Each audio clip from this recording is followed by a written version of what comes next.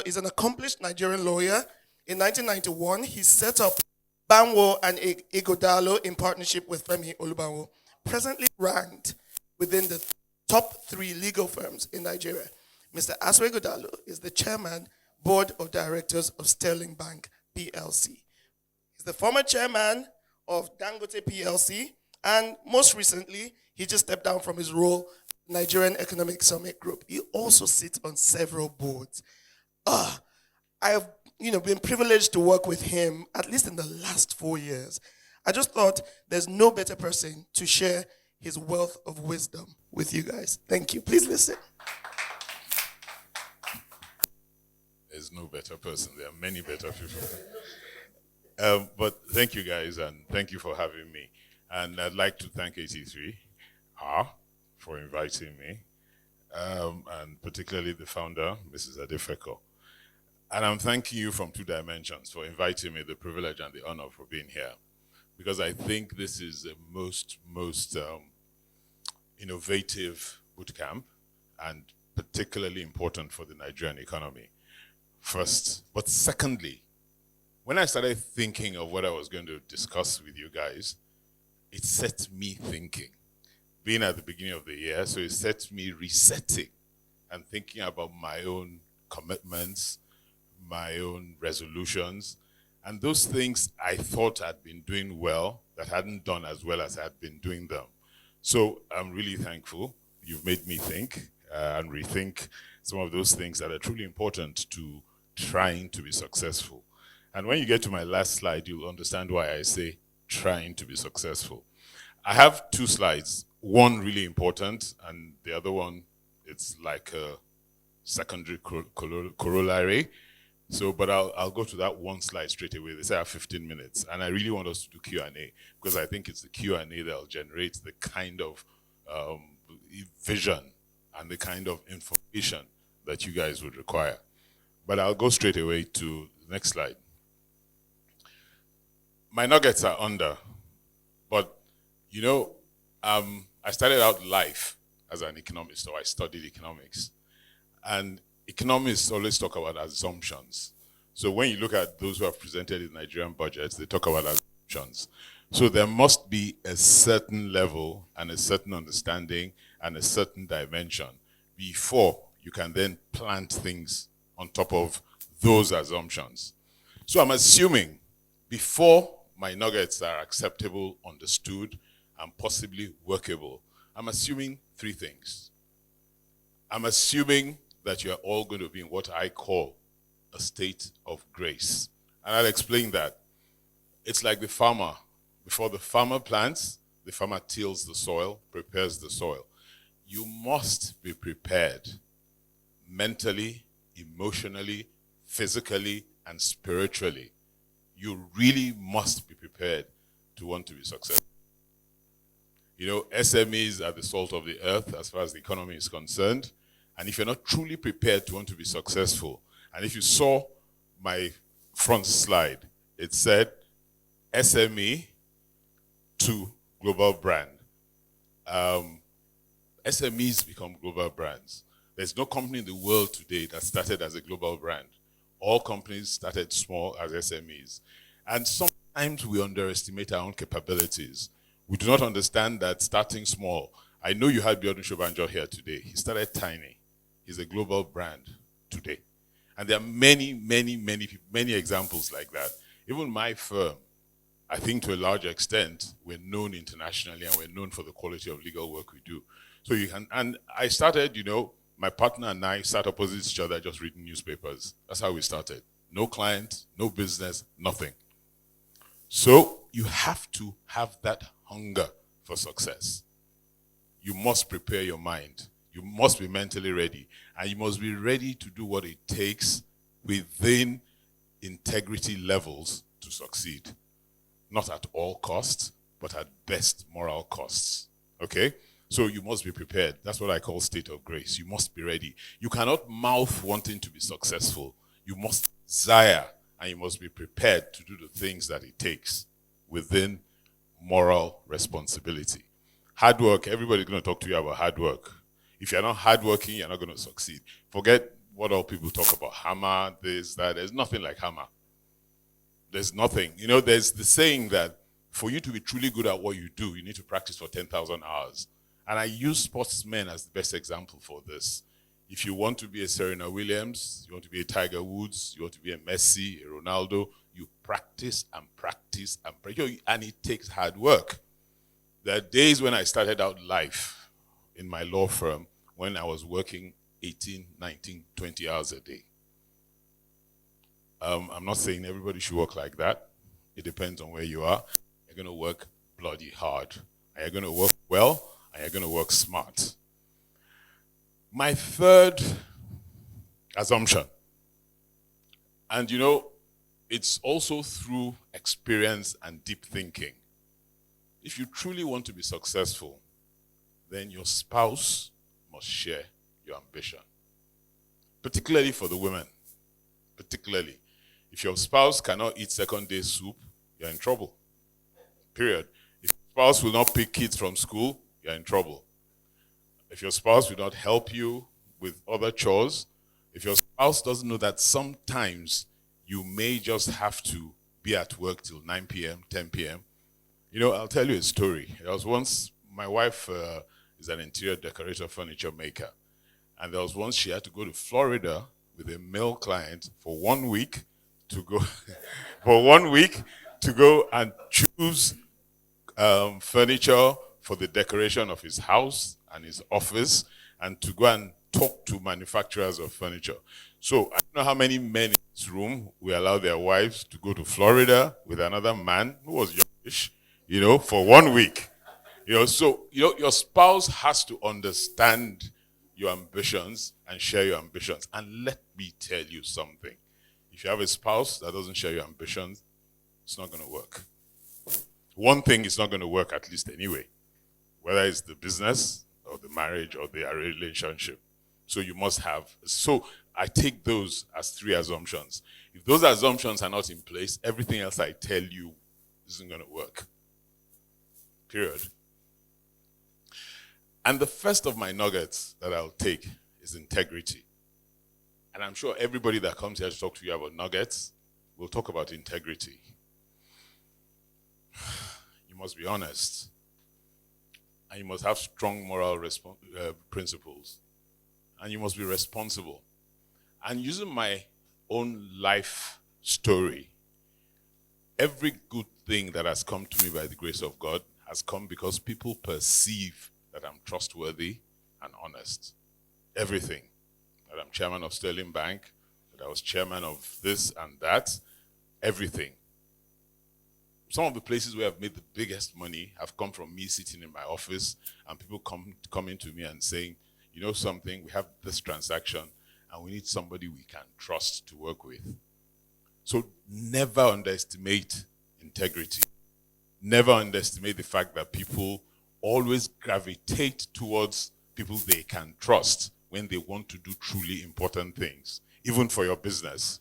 If people know you won't shortchange, if people know they can trust you, if people know they can do business with you on the shake of a hand, it'll take you to places you won't believe and you can't imagine. Today, many of us think we can shortcut and we can do things in ways less than being honest. It's not going to work. It may work in the short term, it never works long term. Never. And I'm telling you from nearly 40 years experience of working. Sometimes it appears slow because of integrity levels. It will be slow. It may appear slow. And I'll give you an example again, like when we started our law firm. One of the things my partner at the time I started and I said was that we're going to start our law firm without stealing clients from where we worked before. Normally, people would move to their own law firm and they'd move with clients or customers from their bosses. And we both said we wouldn't do it. We would start cold. So we started empty.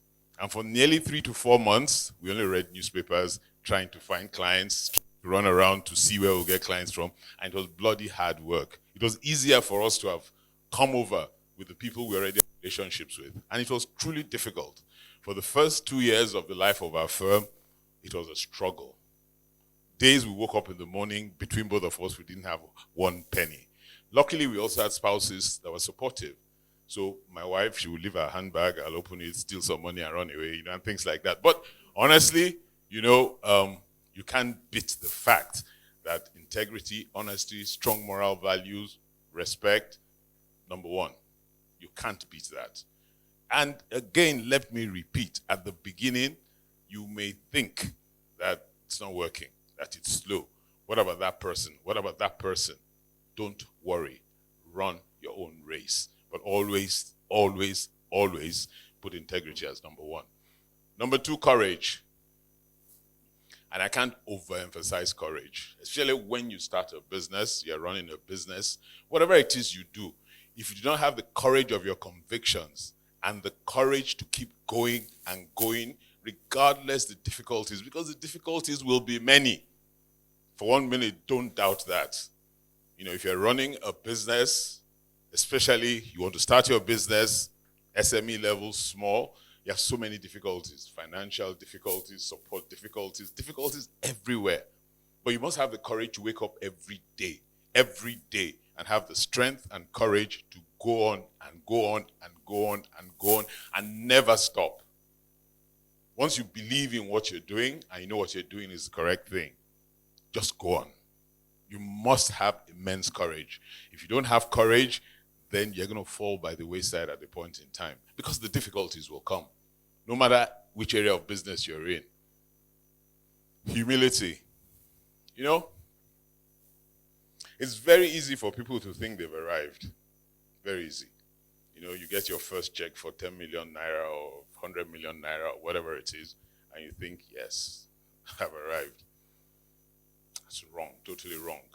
You must always, always remain humble. Being humble doesn't mean you're not confident in yourself. You will remain extremely confident in yourself, but you must be humble. You must interact with your clients, with those who work with you, with everybody around you with humility. And you don't know everything. You can't. No human being does. So you must know the things you don't know. And you must be able to accept help. That's why you go to consultants. That's why you go to third parties. You go to an older auntie, older uncle, your spouse, anybody that can help you, a mentor. You must be humble to know those things you don't know and be able to say, I don't know. And always remember to say, I'm sorry. We will make mistakes. We're human beings. You must be humble enough to say, I am sorry.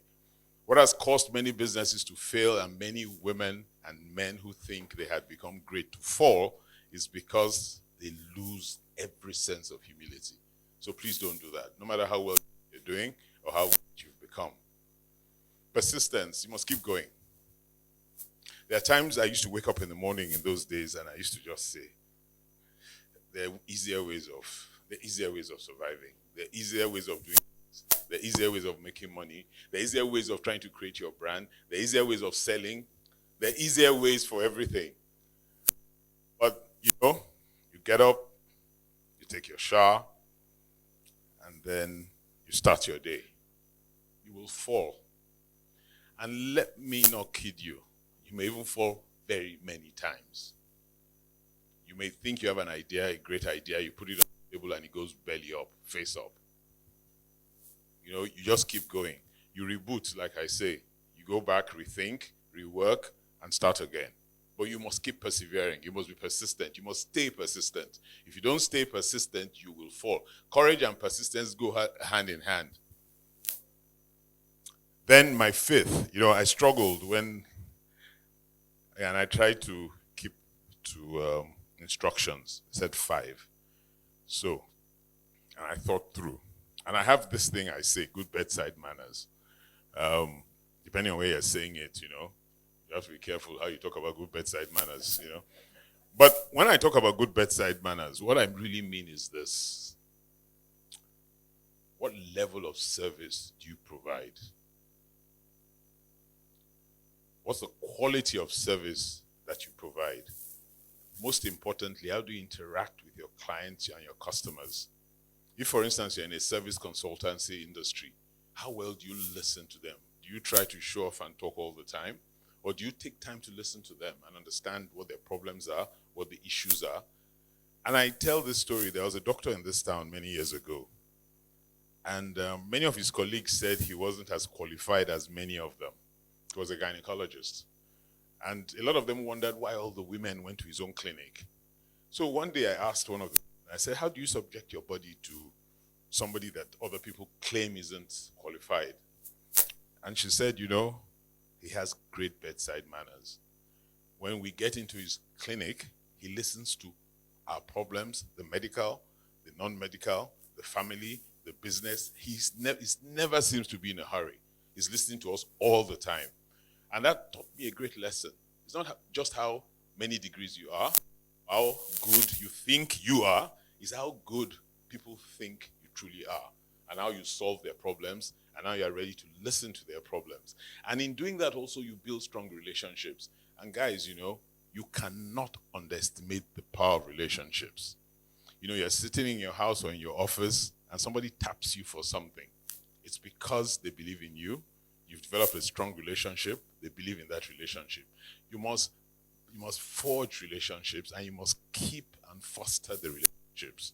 There will be people that along the way will upset you, and people along the way that you think because of values you should separate from. That's fine. But otherwise, try and keep relationships, keep your friends personal. And guys, no matter how successful you think you are, no matter how, never forget your friends of your youth. Never. And in your business life, please keep your relationships. Those clients you had when you were starting, or those customers you had when you were just making boo-boos alone, when you now start manufacturing for the Paris fashion house, never ever forget them. Okay? It's critical, it's important. Keep relationships. And those relationships, word of mouth is what builds businesses.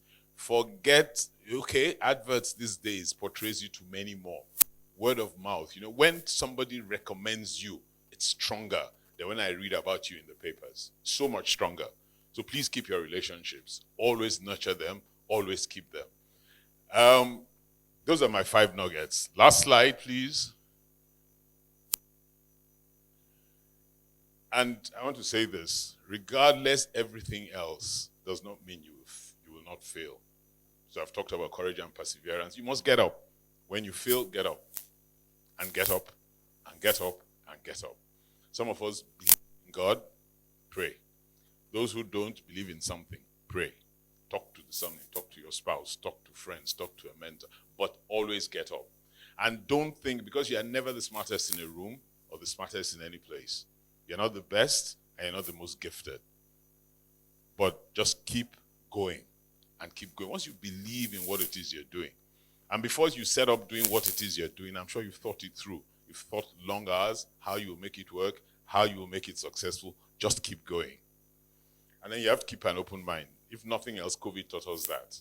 You have to be ready to be adaptable. You have to be ready for change. And there's good change, there's not so good change. So be able to quickly identify in relation to your business. But you have to keep an open mind. You have to be flexible. You have to be adaptable. And then you have to pay attention to the economic management of your country. In your business, what are the government policies that affect your business? How will that impact your business? How will that affect the growth? How will that support the growth of your business? And don't think it's a waste of time to join some of these organizations that are sector reform or sector organizations. Don't think so. Because you may need to have a group that goes together to try and shape government policy. And it's important. Unfortunately, if you don't have a good government, you may be in trouble for a while. Because what happens is that they bring policies that affect your business. So you must pay attention, and you must see how those policies will affect your business, grow your business, and strengthen your business. And the last thing is that nobody is really successful until they're dead. Nobody. Okay? We think we're successful. We have this perception of success. Keep it simple. Okay? No matter how well you think you've done, stay humble. Stay focused on working hard and trust in God or whatever you trust in. But stay focused. And it's not until you're gone before anybody knows you're really successful. Primarily because if you build all these things over 40 years and after you've gone, it all collapses. How successful were you?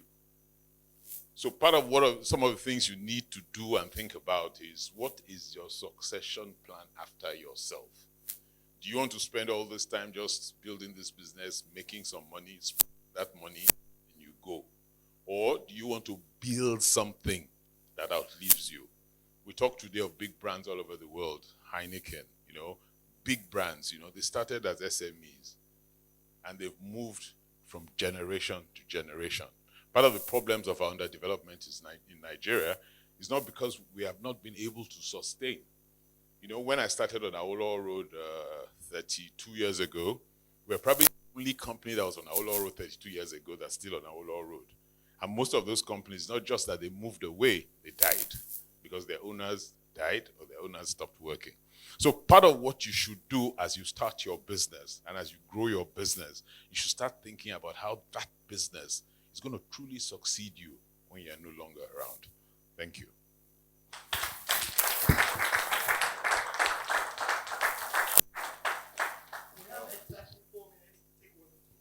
Did I talk for 30 minutes? Okay. Okay. So I'll take 2 questions on anything. Yes.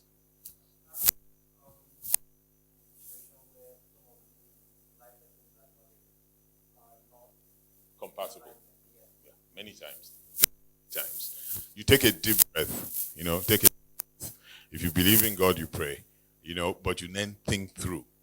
Many times, those are part of the tests you will face in life. You will keep coming, and when I was talking about Hammer and Jackpa and all those things, you would always keep coming across this conflicts. But you must know what you believe in. You must know what is right from what is wrong. And you keep asking yourself this question. If I do this, what would my mother think?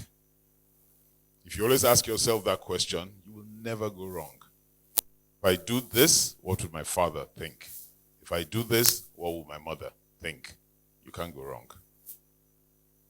Any other questions? Yes. I want to ask, you talked about relationships, keeping your relationships.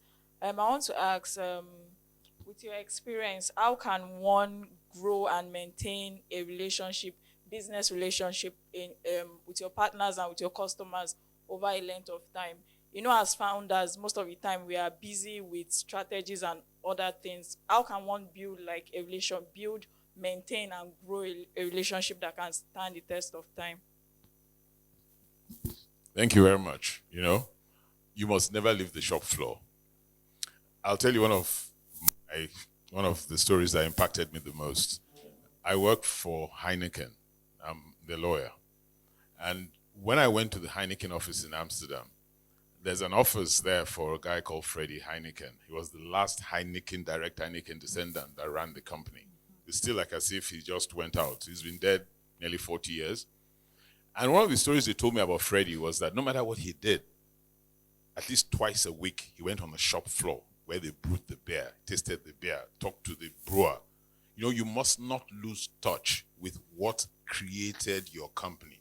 You must not lose touch with the important things that started. And it's like friendship. When I started talking about those people, like the gentleman that you played football with when you were 4 or 5 years old, no matter where you find them today, or those people you played 10-10 with, or whatever it is you played, never lose touch with them. It's critical. It's difficult, because the busier you become, the more difficult it is to find time for these things.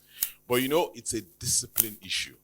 We have 24 hours in a day, but that 24 hours can be multiplied by discipline to 48 hours. Just stay disciplined. We spend too much time on the phone. We spend too much time chit-chatting. We spend too much time on things that are not truly critical. And it's hard. We all fall prey to it. It happens to all of us, and we all have that problem. But if you try and that doesn't mean you should become an automaton, that you are ruled by discipline. There'll be those days you will say, damn, I don't want to do anything. And please accept those days. Those days come. All I want to do is stay in bed today. Those days come. And sometimes listen to your body. When you're truly tired, shut down. Because your body is telling you you're tired. But ma'am, the important thing is discipline. You create time, and you have everybody in their different segments, and you create time for them. You must. It's difficult. I fail a lot in that. I do. But, we just keep trying, and we keep trying, and we keep trying.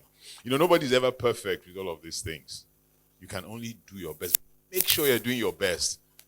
Don't sound like our president who says he has done his best and he hasn't achieved much. You must make sure you're doing your best and your best is working and your best is achieving and your best is proving that you're truly doing your best. Because you will see it, if you're a business person, you will see it in your numbers.